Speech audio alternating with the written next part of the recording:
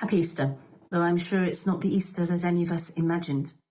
This week, in the life I planned to live before COVID-19, I was due to travel with my friend on Friday to Norfolk. I'm sure that many of us had plans that now seem to belong to a different life. A life in which I, and perhaps we, naturally took many things for granted.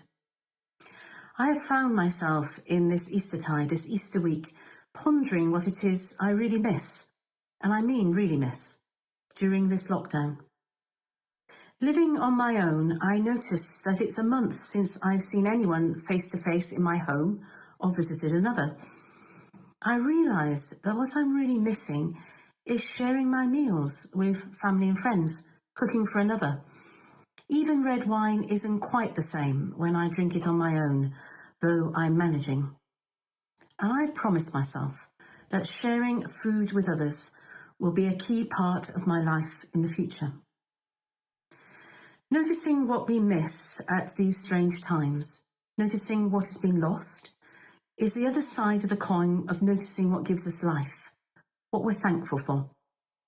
I think that's true for us as individuals and as communities, true for people of faith and no faith. I simply know who to direct my thanks to.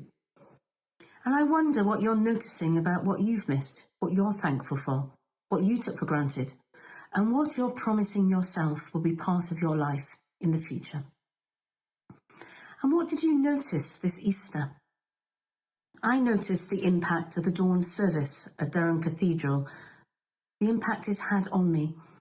It is the Easter worship that has always spoken deeply to me, the heart of my hope in Jesus Christ, the lighting of the Easter fire in the dark before dawn, when the risen Jesus' grave is discovered to be empty, when the large Easter candle, the Paschal candle, is lifted high after being lighted, and the cry goes out, "The light of Christ," the singing of the ancient Exultet, the renewal of baptism vows, and of course the Eucharist.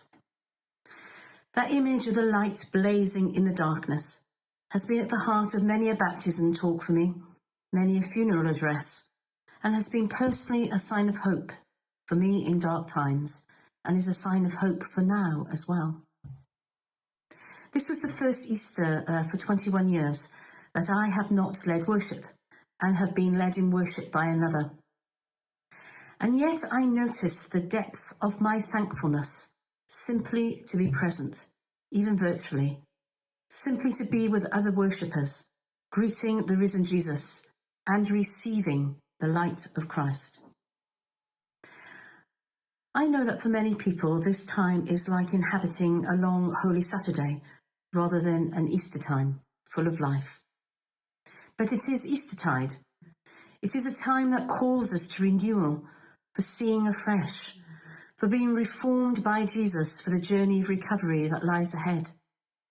It is Eastertide, when as Christians we particularly look for the light of the risen Jesus shining upon us, helping us to see our lives afresh and warming us with the fire of his love and revealing the path that lies ahead. Jesus said, "I am the light of the world. Whoever follows me will never walk in darkness, but will have the light of life."